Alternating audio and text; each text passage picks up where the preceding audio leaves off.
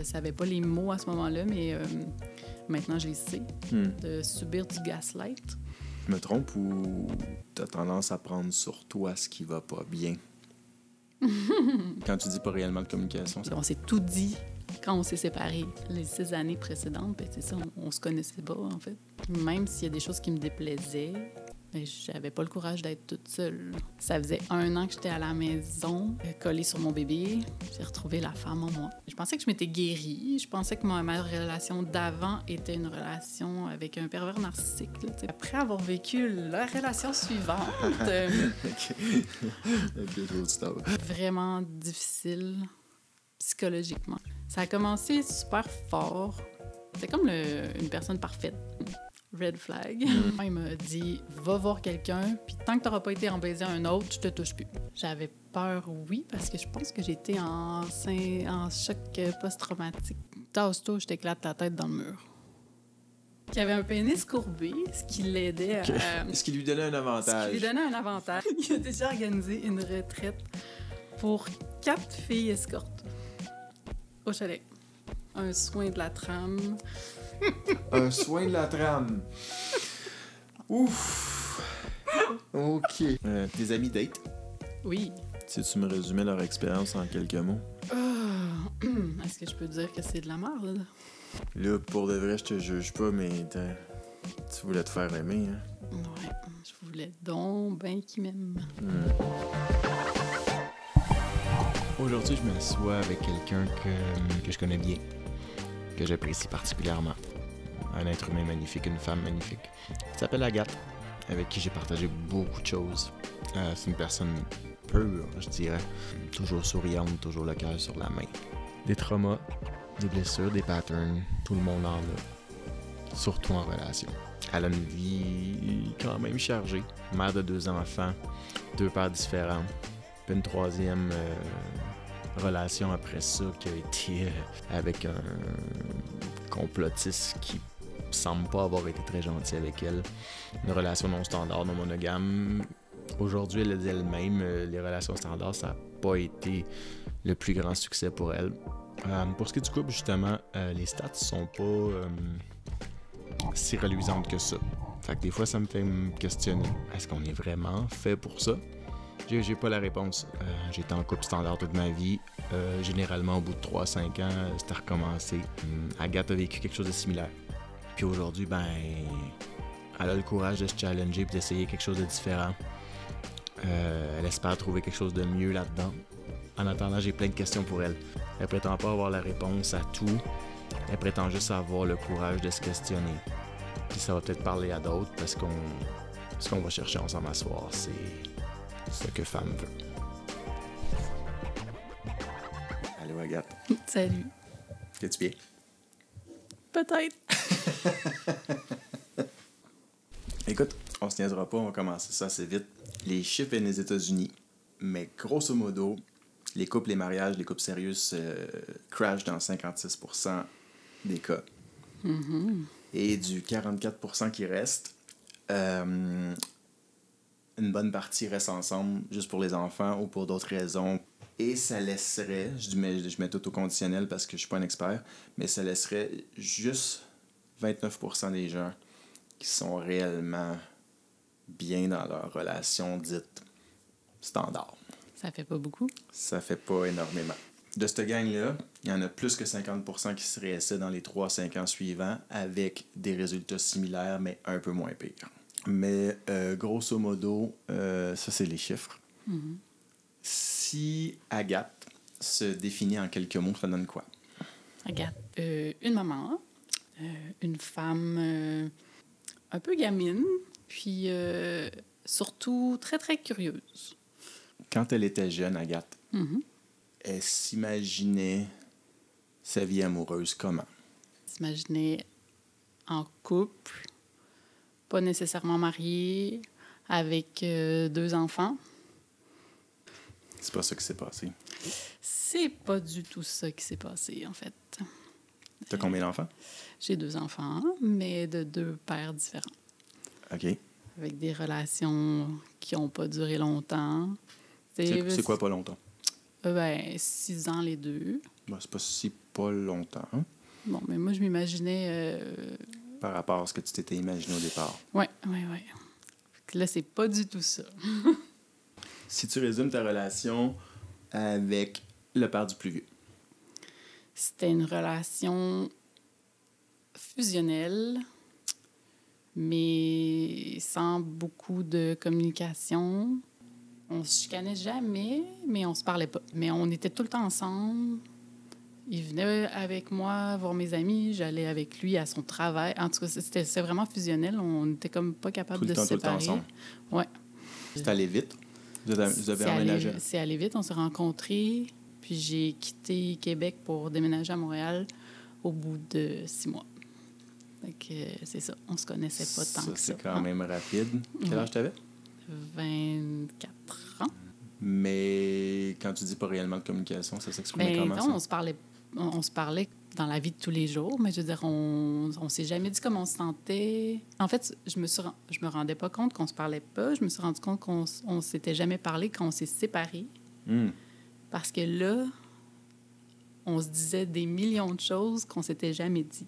Juste les sentiments qu'on avait un envers l'autre, juste comment on se sentait, juste... c'est comme si là, tout à coup, tout sortait.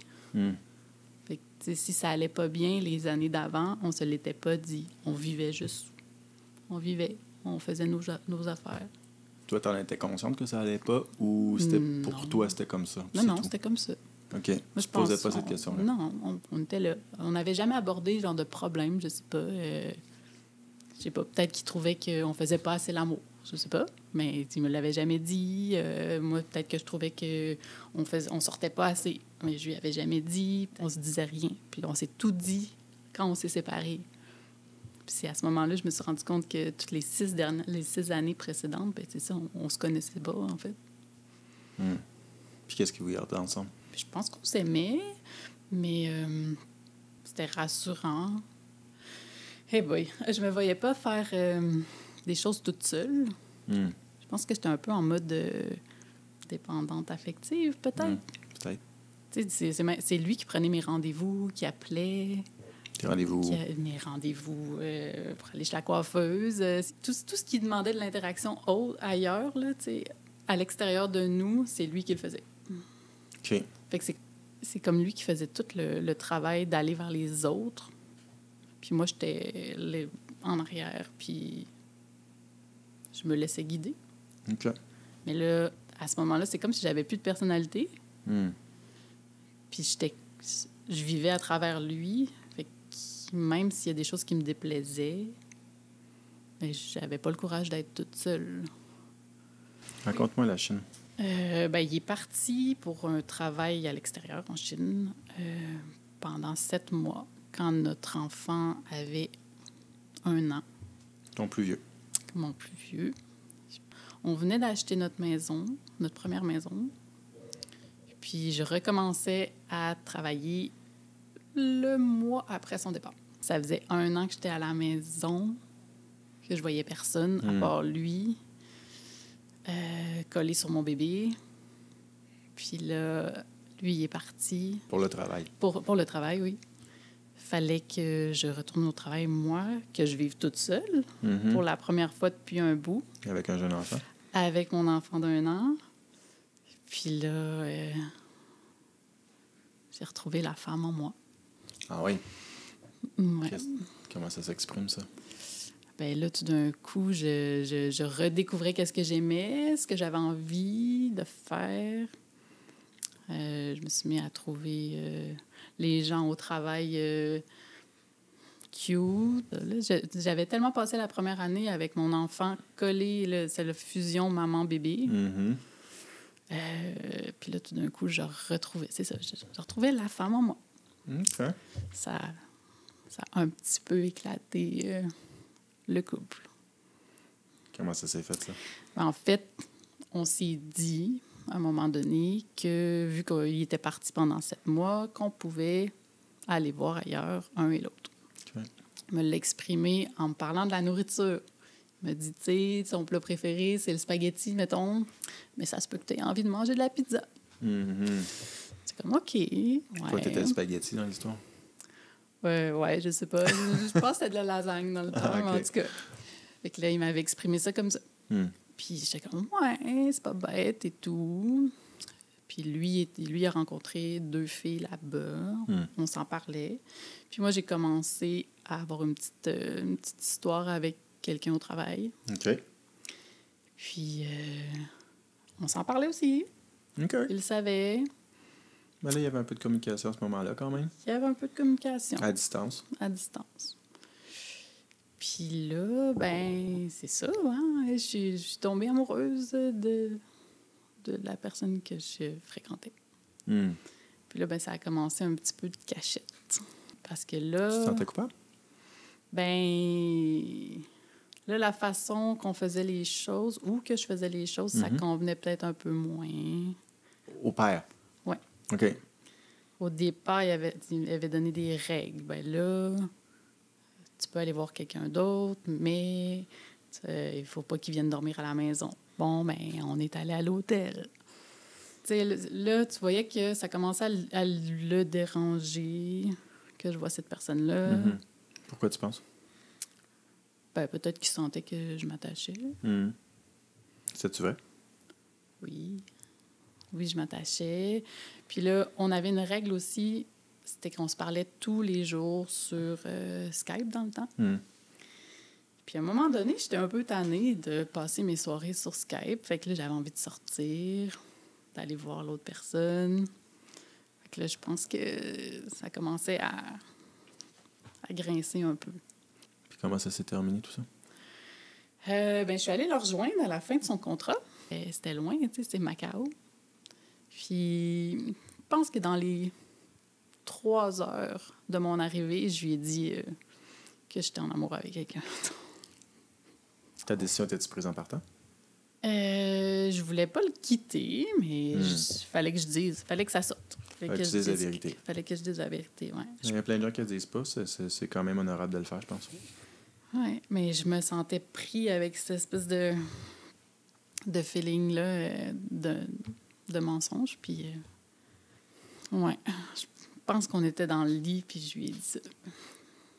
Bon. Ceci dit, nous avons passé les 2 semaines suivantes ensemble quand même, à discuter. C'est pas si peu commun, hein, ça, que les couples se mettent à jaser quand ils se laissent.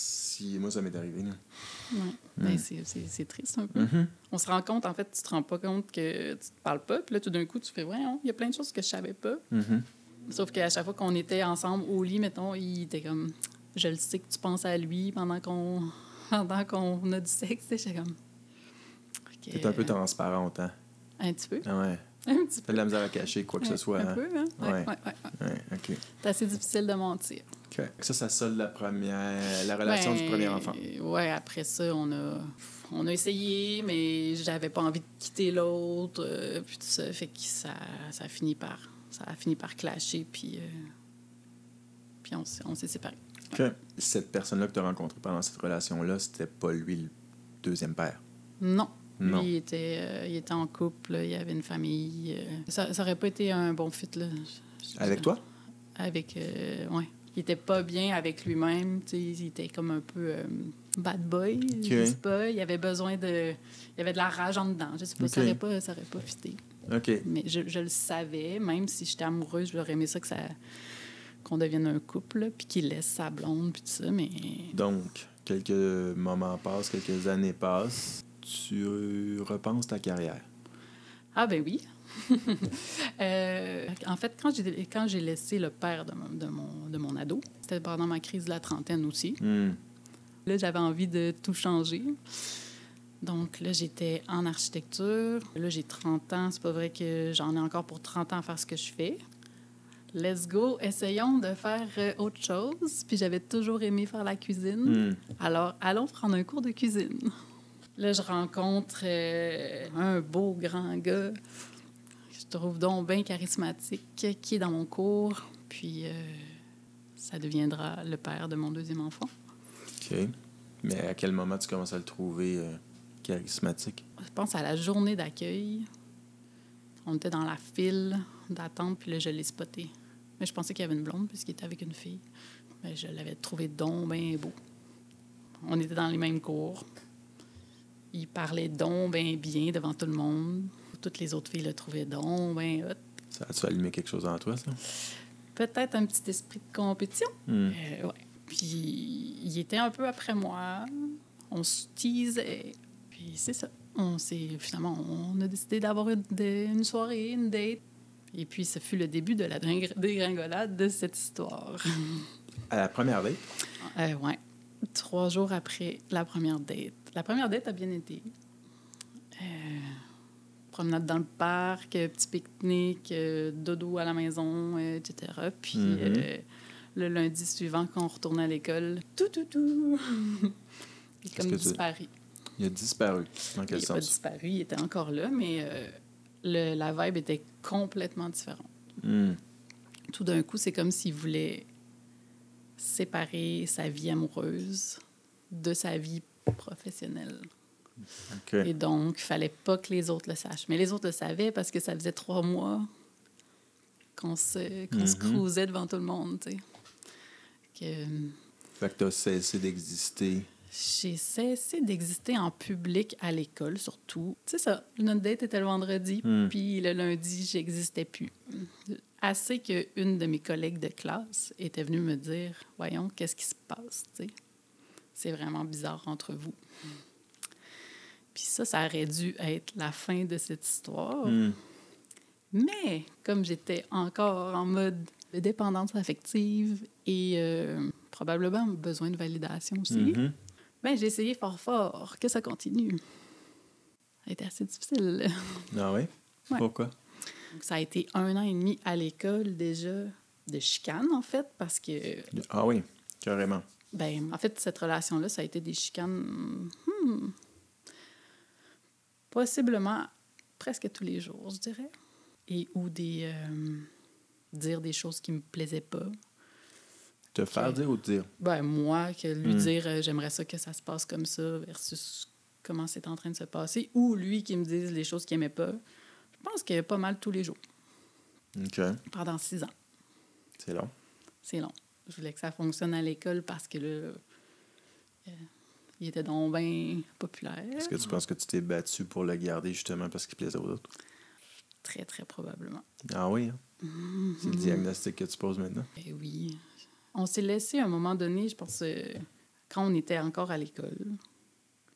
Parce que là, j'en pouvais plus déjà. Tu sais, ça faisait même pas 1 an, là.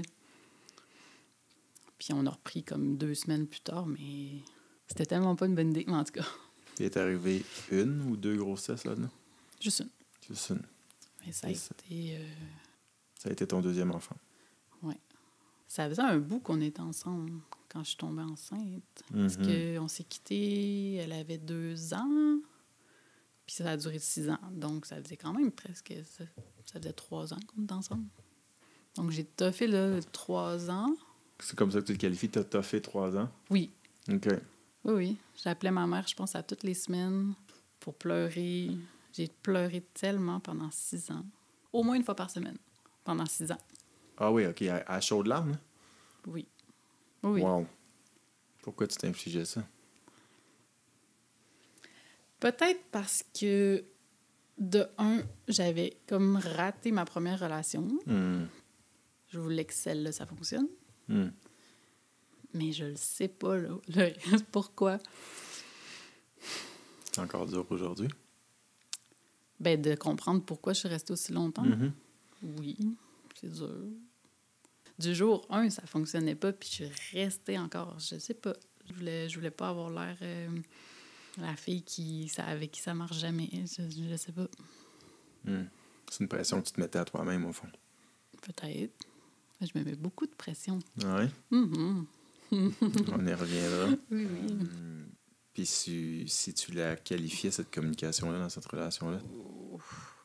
Aucunement réciproque. Ah, je sais pas, ça allait tellement pas bien. Je disais comment je me sentais, puis j'avais toujours en réponse que je pouvais pas pleurer parce que ça voulait dire être faible, que si je ressentais telle affaire, j'étais donc bien trop intense. Puis quand j'essayais de parler, soit il s'enfermait dans la salle de bain, en barrant la porte. Fait que ouvert ça avec des stylos assez souvent. Et fessé dans les portes pour qu'il ouvre les portes. Ou il s'en allait sur le toit du triplex disparaître. Ou il partait, tout simplement. Puis il revenait peut-être à 3 heures du matin. Ça ressemblait à la communication qu'on avait. Okay. Lui, il aurait sûrement un autre discours, puis c'est correct. On n'est pas là pour... Ça, c'est ma... Ouais, c'est ça. C'est absolument valable. T'as vécu la moitié de cette relation-là, 50%, puis c'est ton 50% à toi, puis il t'appartient. Mais ceci dit, il y a 2 ans, il m'a quand même dit qu'il m'avait traité comme...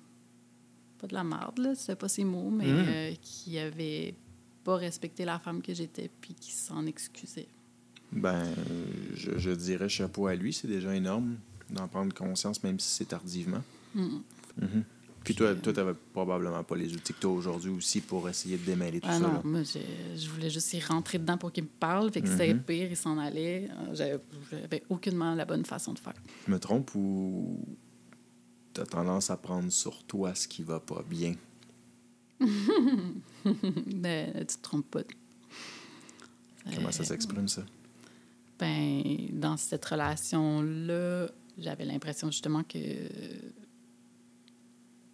si ça fonctionnait pas, c'est parce que j'avais pas dit la bonne chose, j'avais pas fait les bonnes actions au bon moment, que j'étais trop, effectivement. Tu sais, ça m'est rentré dans la tête de me faire dire que j'étais trop intense ou trop sensible ou trop émotive. Ou trop On le croit. Ben oui. Oui. Ça m'arrive encore de penser que je suis trop. T'es pas au bout de tes peines? Non. En relation? Non. Après les 2 papas, oui.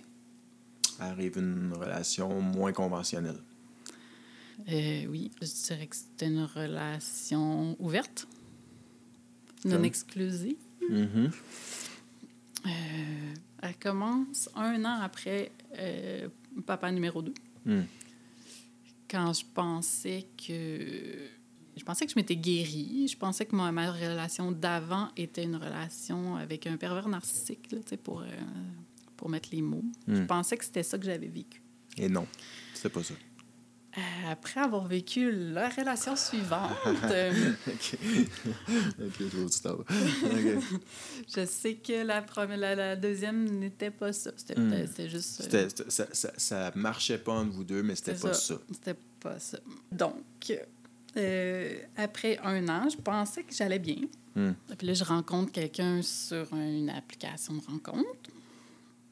Puis je tombe sous le charme de la personne.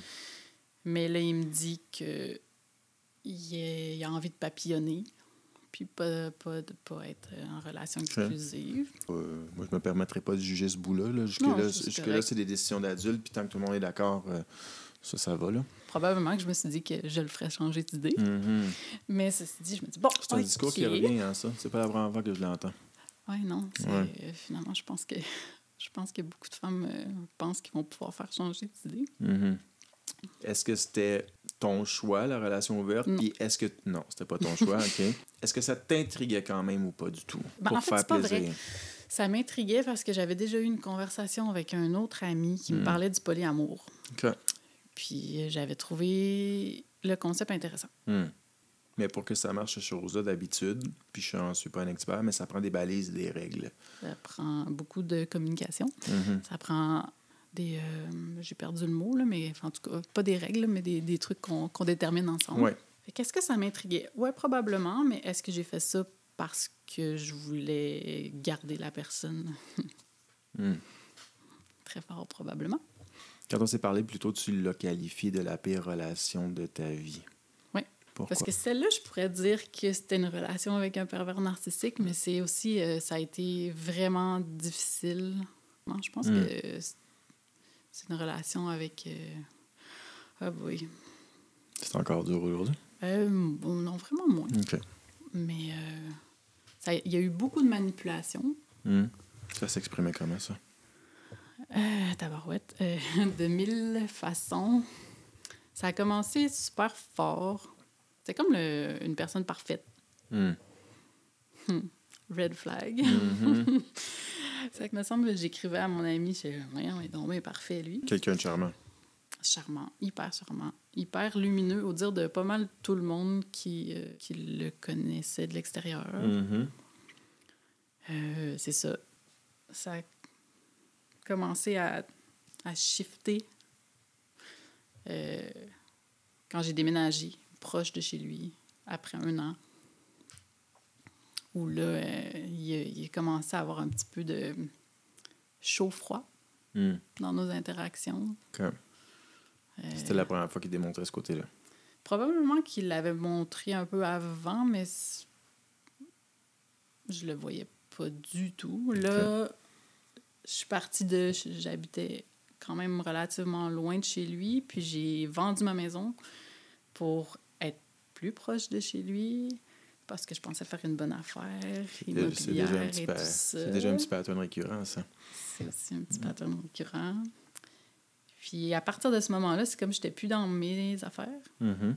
J'arrivais comme dans son univers, même si on n'habitait pas ensemble. Mm-hmm. Puis on dirait que ça, c'est le moment où ça a changé de dynamique. Mm. Puis là, il s'est mis à être plus distant. Mais j'étais déjà super accrochée parce que ça avait donc bien été merveilleux pendant la première année, tu sais. Puis c'est à ce moment-là qu'il y a eu plus d'ouverture de couple, je dirais. Parce que la première année... Non, c'est ça, c'est à partir de 1 an que je pense que c'était plus une relation non exclusive, mais bon. Parce que la première année, d'après moi, il devait voir d'autres filles, mais c'était pas su, ou c'était moins su, OK. ou il m'en parlait pas. Fait que là, tu sais, c'était comme parfait.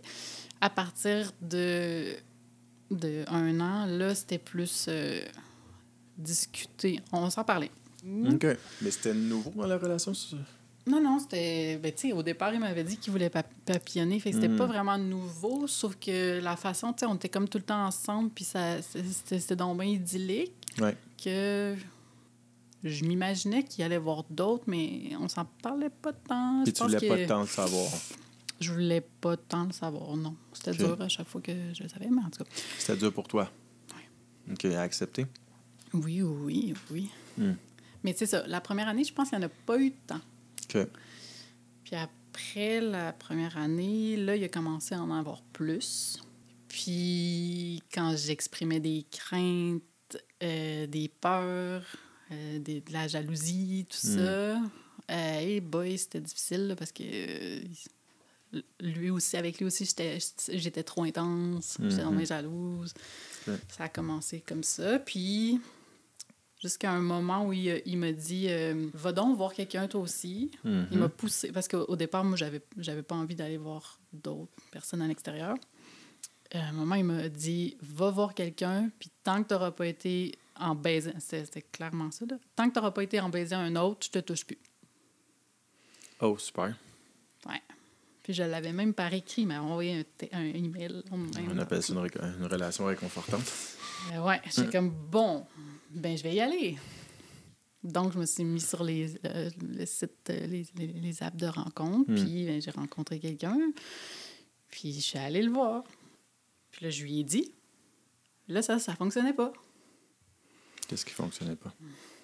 Ben là, c'est comme si tout à coup, il était jaloux, ça marchait pas, j'avais pas été de la bonne façon. J'avais été bien trop vite, là, tu sais, franchement... Tu viens d'y parler hier, puis là, tu t'en vas chez eux, puis c'est comme si ça se fait trop vite. Le lendemain, tu y parles par texto, puis tu y souhaites bon matin, là, ça marche pas, etc. Grosso modo, les règles étaient changeantes. Il n'y avait pas vraiment de règles, là, mais ouais. En fait, les règles que lui s'était mis à lui, ça s'appliquait pas à moi. Ce qui s'octroyait comme liberté. Ce que lui s'autorisait, ben moi, c'était pas tout à fait pareil. OK. Ou c'était changeant. Pourquoi? Ben là, il y a eu cette altercation-là. Pendant ce temps-là, il voyait une fille. Puis, j'aimais pas trop ça, cette fille-là. Il m'a dit, « OK, je vais arrêter de la voir, mais toi, t'arrêtes de voir. Tu parles plus au gars que je venais de rencontrer. OK, fine. » Finalement, il se met à voir une autre fille qui sera la fin de la relation. La nouvelle rencontre a propulsé la fin de votre relation. Oui. Cette relation-là a duré 4 ans. La première année qui était assez belle. la deuxième année, que là, ça a commencé j'ai commencé à voir qu'il y avait des choses qui fonctionnaient pas, mais j'étais hyper accrochée, puis il y avait de la manipulation, puis tout ça. Je savais pas les mots à ce moment-là, mais maintenant, je les sais, de subir du gaslight. Puis je pense que la troisième année, il a rencontré la personne qui va propulser la fin, mais quand même 2 ans plus tard, là, tu sais. Mm-hmm. C'est ça. Il a rencontré cette fille-là. Puis dès le départ, j'ai comme eu peur. Mais ça aussi, tu sais, je pouvais pas exprimer mes peurs. Là, j'étais trop... Si je trouvais qu'il allait trop vite avec elle, ben laisse-moi tranquille. Genre, je fais ma vie, occupe-toi-en pas. Tu sais, il y avait aucune discussion. Je connais pas grand-chose à ces environnements-là, mais ce qu'on m'a dit qui faisait du sens, c'est on va toujours à la vitesse du plus lent. On va toujours à la vitesse du plus lent. Là, on n'allait pas en tout à la vitesse du plus lent, on allait à la vitesse du plus vite. Là. Fait que, mais effectivement... sans trop s'en soucier. Oui. Tu m'as dit que quelquefois, tu avais eu peur dans cette relation-là. C'est surtout à la fin. Je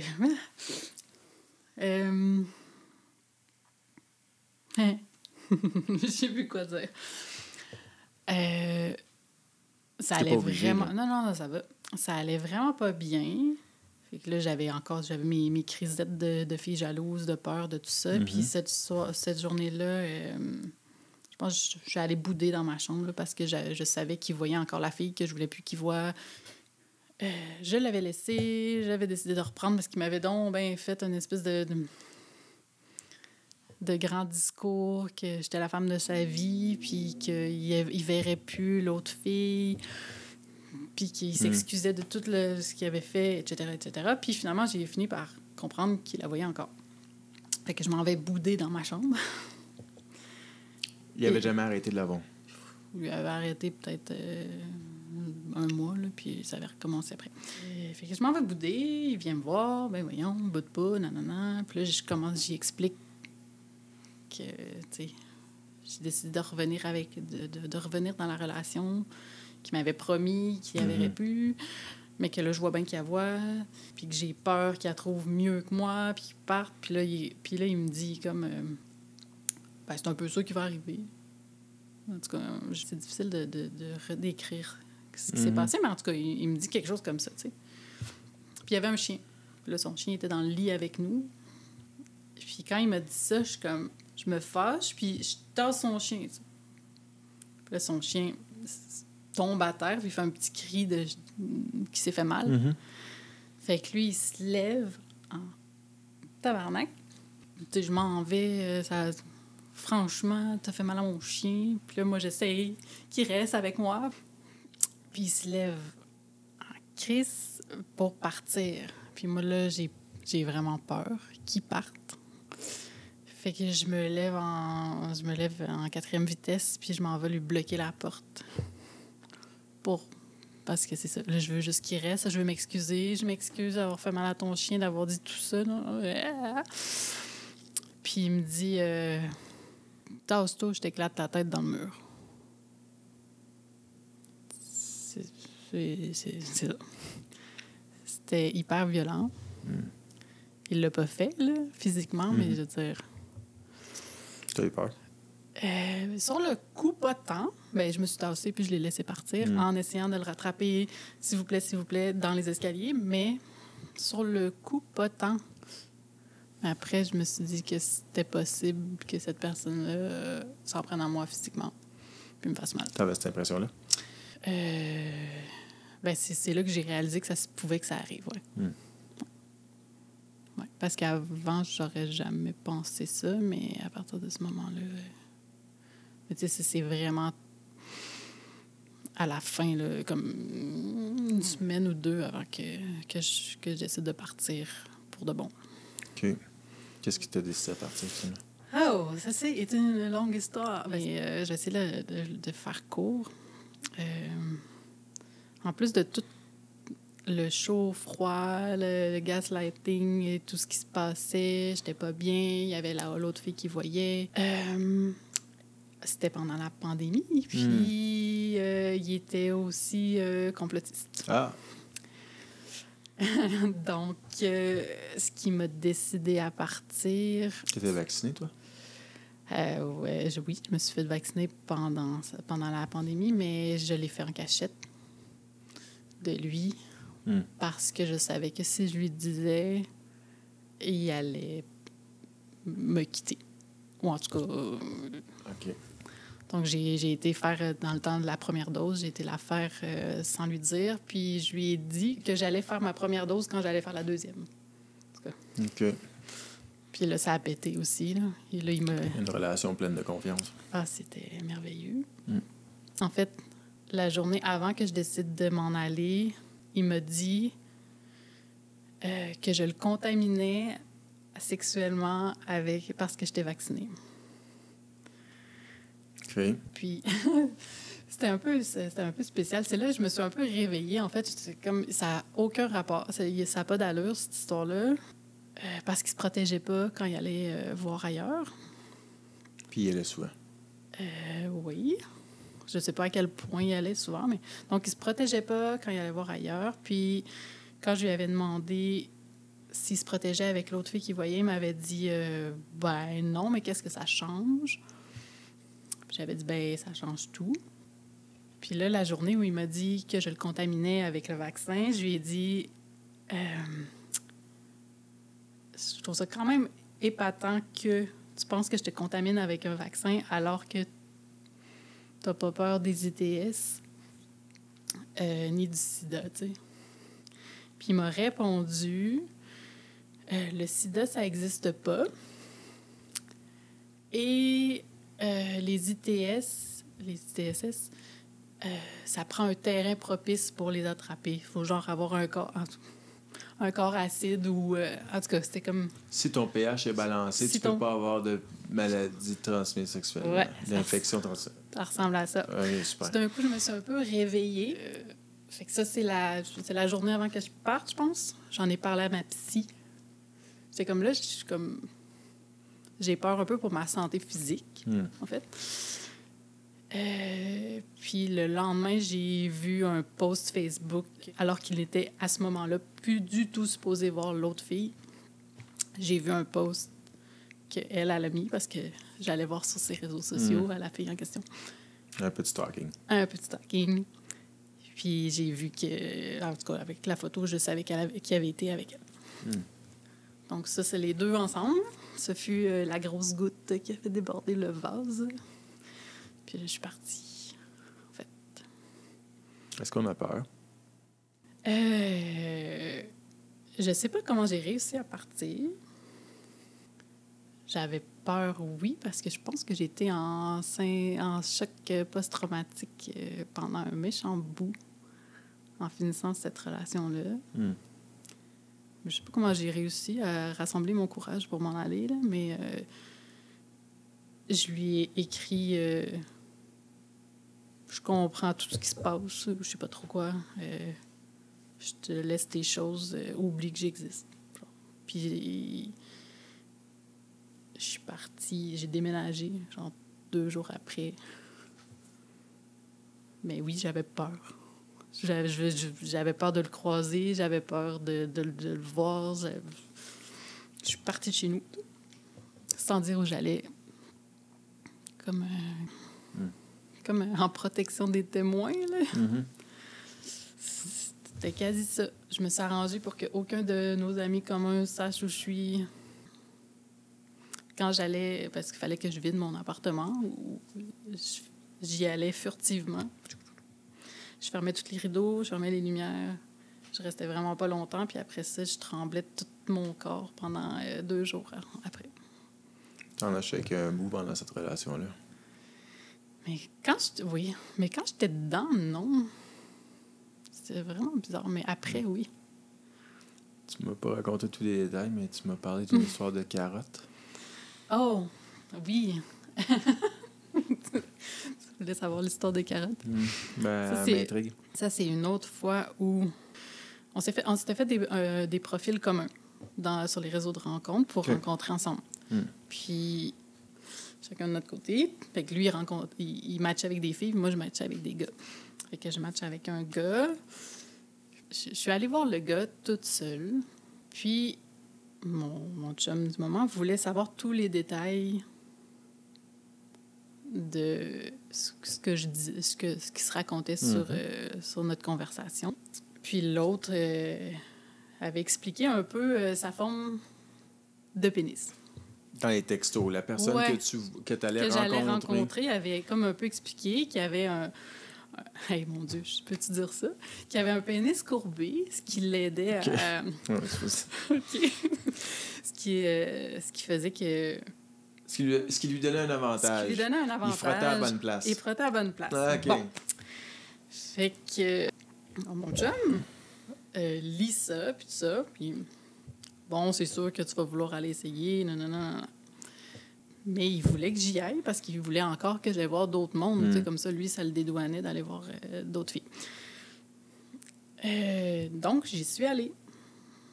Et ça lui a encore pas plu. Fait qu'il m'a demandé tous les détails de comment s'était passé la soirée. Il te demande ça comment? Ben, il me pose des questions, puis il t'a-tu fait ça? Qu'est-ce qu'il t'a fait exactement? Comment ça s'est passé? Mais c'est dans l'ouverture ou c'est insistant? C'est insistant.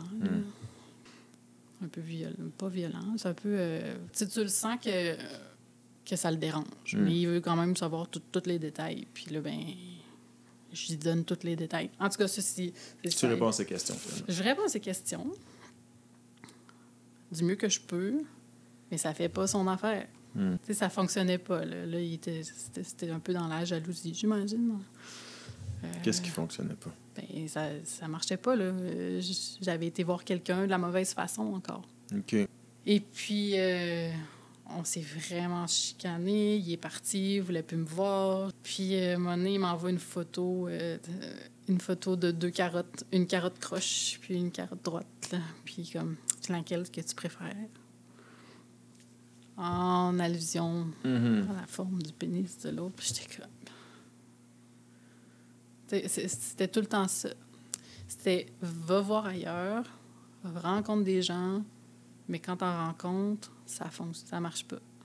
Je te pète une crise, je m'en vais, je menace de te quitter. C'était pas fait de la bonne façon à chaque fois. Ben, je l'ai pas fait souvent, là, mais...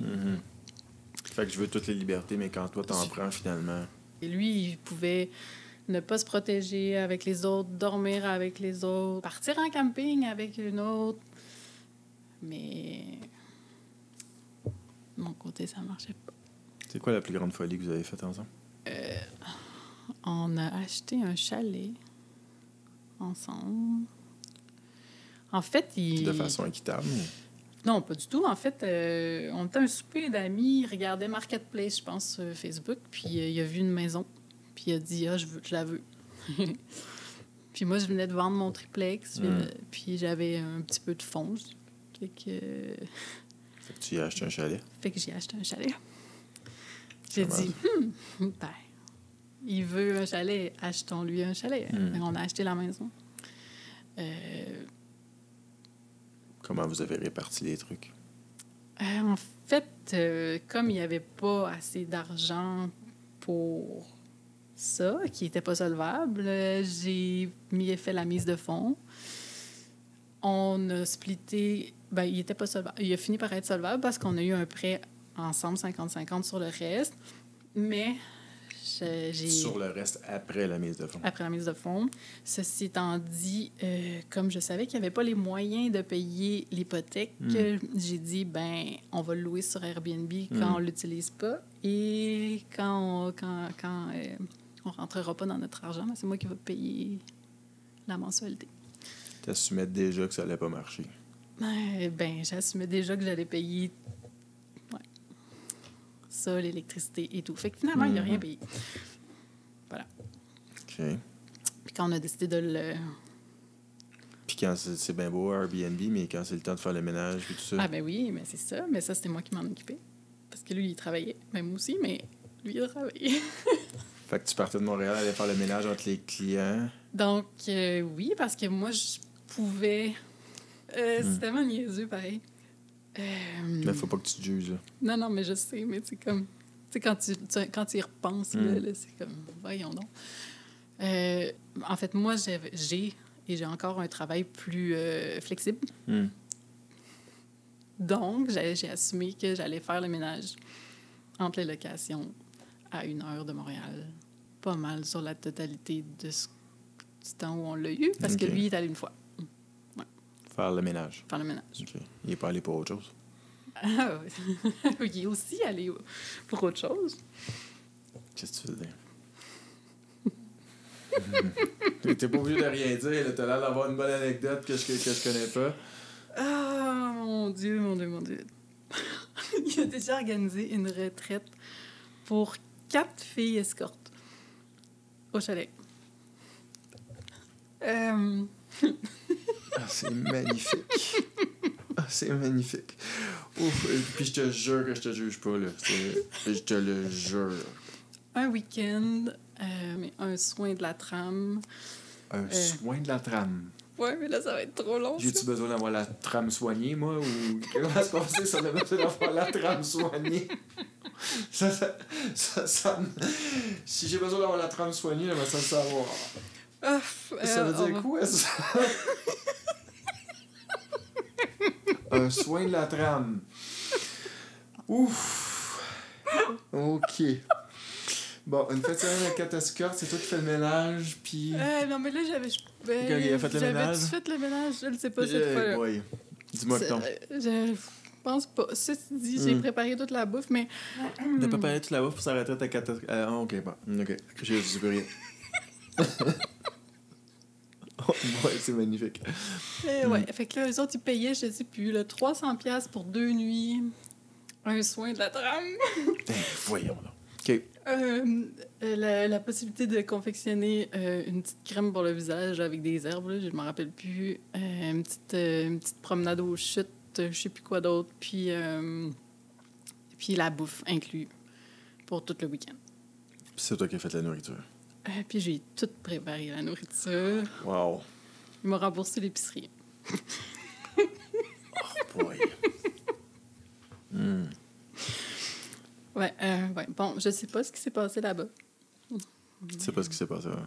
Ben, je sais pas s'il s'est passé autre chose que des soins de trame. Ouais. OK. Ouais. Ouais. C'est... C'est pas pire, celle-là. C'est pas pire, celle-là. Mais sinon, il voulait partir un truc comme ça, là. OK. Offrir des genres de retraite du genre. Fait qu'il l'a fait une fois. Il l'a fait une fois, mais je pense que la pandémie est arrivée après. OK. J'espère que le 1200$ était allé sur l'hypothèque. Ben non. Il est allé dans ses poches. Ben oui. Je pense qu'il m'avait donné 120$. 200. Hey. Là, pour de vrai, je te juge pas, mais tu voulais te faire aimer, hein? Ouais. Wow. Ouais. Je voulais donc ben qu'il m'aime. Ben lui, les autres aussi. C'est-tu fréquent chez les femmes, ça? Je pense que oui. Chez tes amis? Ouais. J'en connais beaucoup qui ont besoin de beaucoup de validation. Puis, ouais, d'aller chercher l'amour d'une autre personne à l'extérieur d'elle-même. Oui. Prenons une pause de tes relations. Je sais pas ce que ça veut dire, ça. Comment t'as appelé ça? Soigner une trame? Soigner la trame? Le soin de la trame. Eh boy, si quelqu'un veut me soigner à la trame, je me méfie. Bon, c'est pas de jugement, je te le jure. Ouais, prenons une pause de tes relations. Parlons de quelque chose d'un peu plus léger. Oui. Tes amis date? Oui. Toutes mes amies date en ce moment Donc, ils sont pas mal tous célibataires. sont pas mal toutes célibataires. À part une récemment, mais sinon, sont pas mal toutes célibataires. Ouais. OK. Si tu me résumais leur expérience en quelques mots. Est-ce que je peux dire que c'est de la merde? Boy, c'est difficile. Et voici les extraits que vous pouvez entendre du 2e épisode avec Agathe, où elle défait des interdits dans sa sexualité. Et suite à ça, le parcours de Catherine au travers des premiers symptômes de la préménopause et de nouvelles expériences, disons, enivrantes. Parce que ça, c'est ce que femme veut. Les profils des hommes, ils ont l'air de quoi? qui ont l'air d'avoir abandonné. La transparence, ce n'est pas les détails. La transparence, c'est le contexte pour que l'autre puisse prendre sa décision. Ça ressemble à ça, ce que je vis. Dans une relation non exclusive, mais ce que je considérais comme saine, pour une fois.